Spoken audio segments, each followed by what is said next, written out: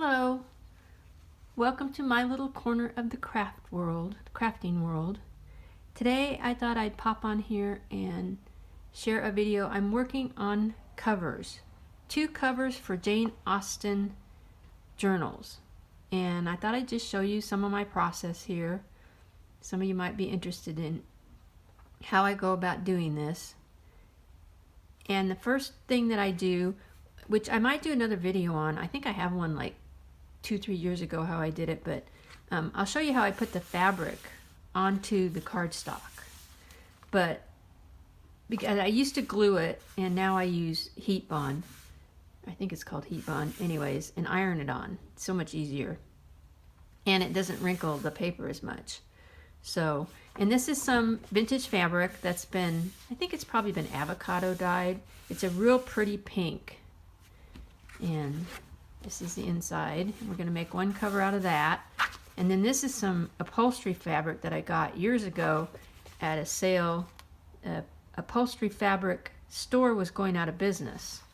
And I've kind of been hoarding this.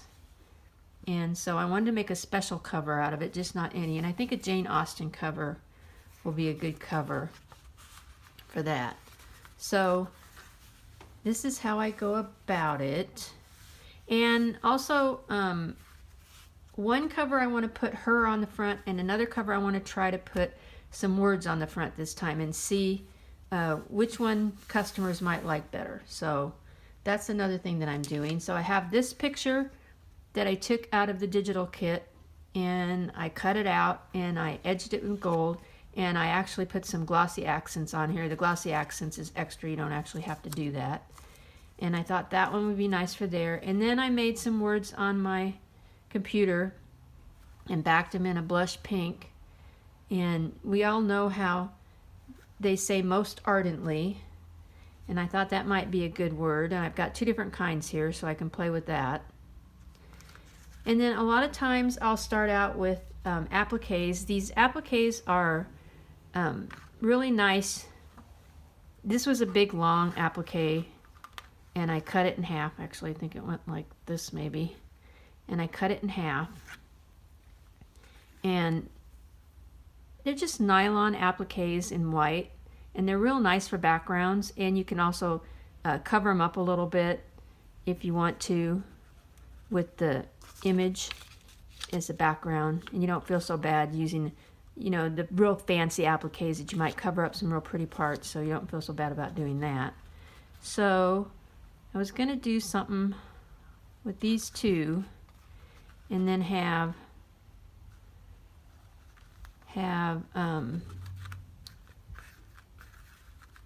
the most ardently in the middle somehow. So I'll go like this. Now where's my most ardently? I set it off to the side. So a lot of times I will set up the journal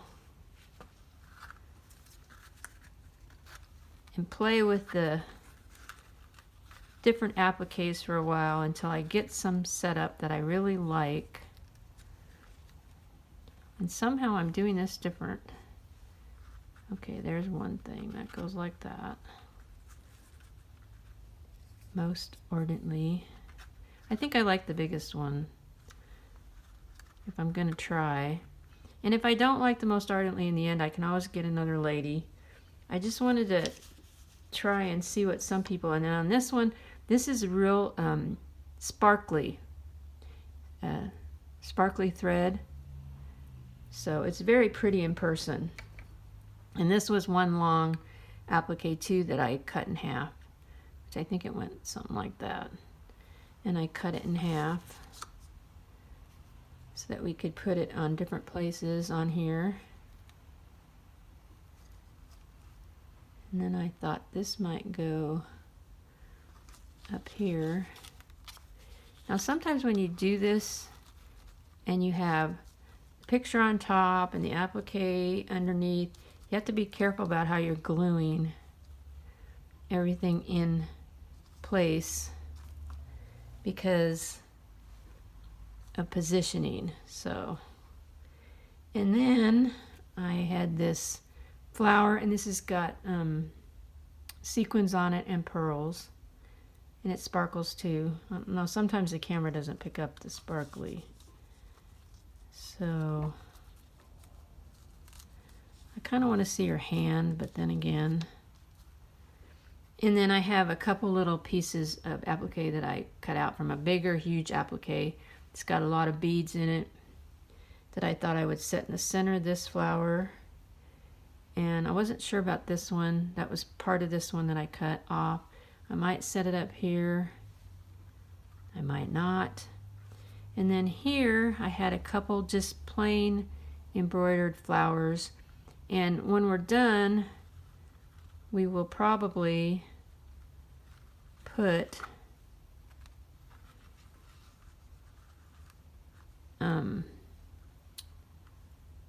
some gems in the middle of those. This one is not coming together as good as it did before. Something about it I'm doing differently. I can't quite figure it out. I might have to set it aside. The white applique looks really nice against the pink. So then I had one over here. Okay, well, we'll leave that for a second, kind of think about it. This one's coming together pretty good. So we're going to start gluing this down. That's another thing you need to do is glue. Just start gluing, because you know you'll play and you'll play and you'll play, and you won't make up your mind. So if you have a couple spots in there that you're certain about, you just start gluing. So we're going to glue that one to that one because we know we want that one there. Now this is going to be a little bit of positioning, so we're going to have to be careful. Now I want her right there. Oh, I'm not sure that one's okay. We can wait on that one. See, we have it right there like that. Maybe if we just leave her there and then put some glue on the back of this. And sometimes when you guys are cutting these appliques, if you get some, you do have to glue the back because there's threads in here that are holding different parts of it together. Now this one doesn't have pearls in it or sequins. It just has sparkly thread, I guess. But you're going to want to glue those little threads so that the pearls and sequins don't fall off. And you can use Aleene's glue for that, or this fabric tack. And for any kind of gluing of covers, I always use fabric tack. It's just always been my go-to. It works really good. Okay, let's try this, if we can position it while she's still there.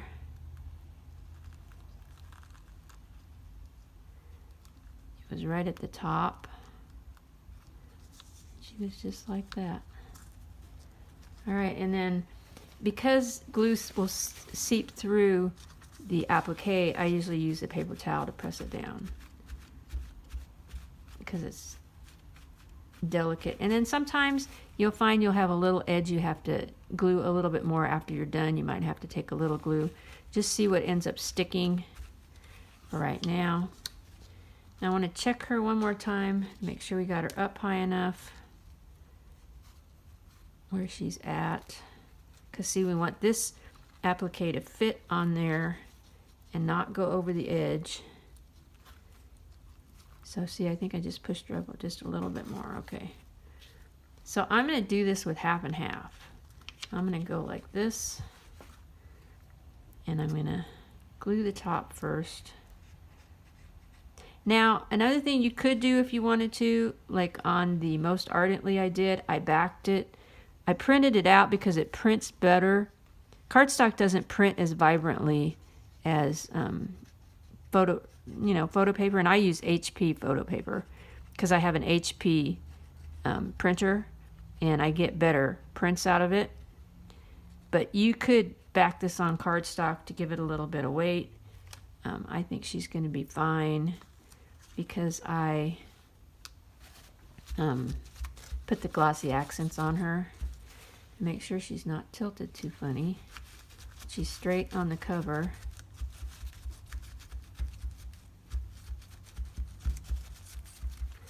And then we'll do this side, or this bottom part. So you could glue her to some cardstock and then cut her out again. And for the gold edging, I use these, they're called paint pens. You can find them on Amazon or on Temu. And I've been using the heck out of them. You can get gold and silver. You can actually get some colors too. I haven't tried any colors. I probably use the silver more than I do the gold. And then, oh, I forgot too. I have some crowns, and I put a crown on the last lady that I did. I'll be putting a crown on her. If you guys watch any of my videos, you'll see from Temu I got these really pretty kind of rhinestone crowns. I forgot about that. So I will be adding that. In fact, I'll probably be adding something so when the reveal, when the flip through comes through, you guys can come back and look at it and see what ended up happening. This isn't wanting to stick down. Let's press that a little bit into the grooves of that applique. And like I said, if it doesn't stick totally, you can come back through and add a little glue on. So, and then this one got to be right on the edge, like so. So see, it's really not so hard. I mean, it might look kind of complicated, but it's really not so hard. And I get all of my, well, Temu has appliques, but I've gotten all my appliques from Crafty Me Shop on Facebook. And she has some very good laces. So, all right, get right down to the edge over here. Hopefully I wasn't out of frame.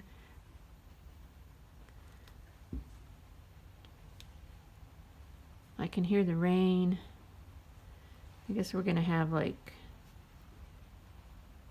days of rain. That's okay. Pretty soon they'll be saying, oh, it's a drought. Oh, this is looking pretty. Now you guys probably can't see the sparkle, but I'm telling you, we got some sparkle going on here because this applique here has got sparkle all the way through it. And in the light, here, let me, sometimes when you hold it up and you do some of this, you can see the sparkle. Anyways, it's got a lot of sparkle going on.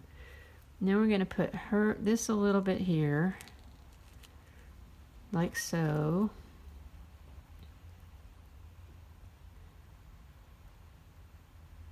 I think I'm going to, because it'll make this video too long. I think I'm going to wait on the Most Ardently one and look at it again and make sure I got it the way I want it.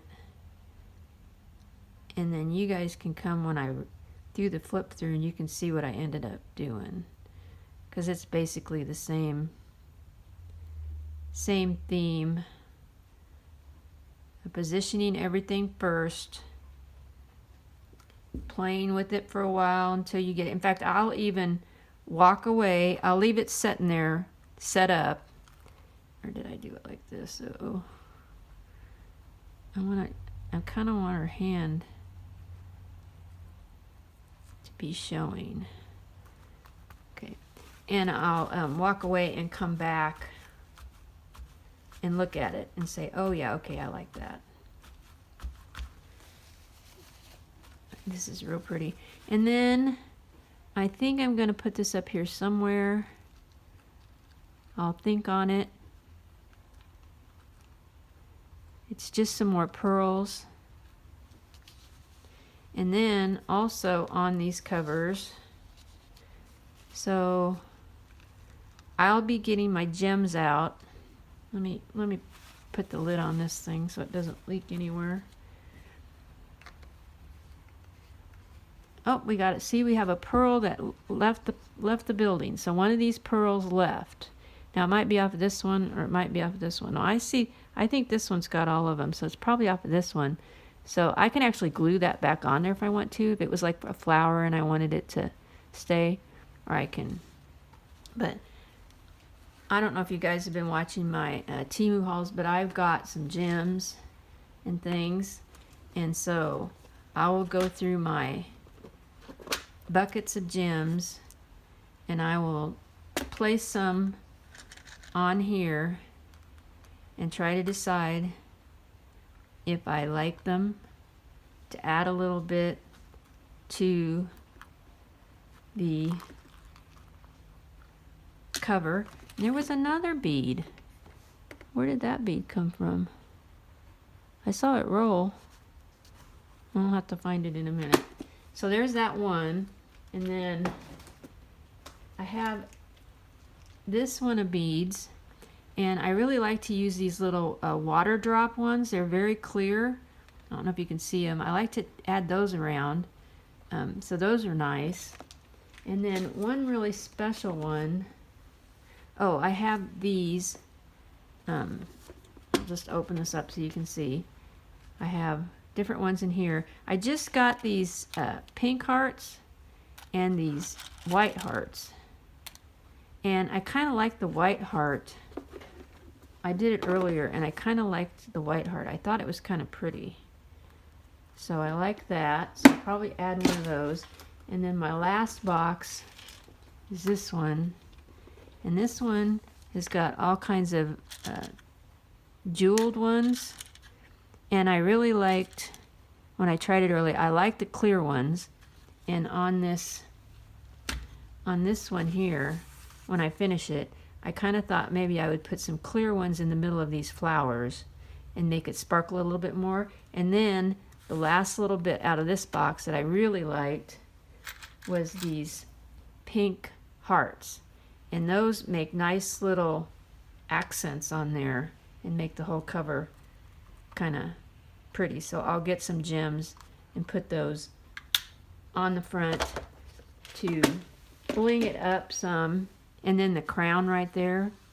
So that'll be pretty. And then one more thing I wanted to show you so you know how I do these covers. On the inside I like to put pockets, and I do all kinds of pockets. I do these kinds of pockets and I do these kinds, but for these Jane Austen journals it just seems like it's been kind of nice to do these side tucks.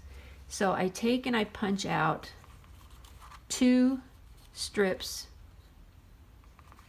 of paper, one wider than the other, so that I have a double, and then I glue them. Let me move this over.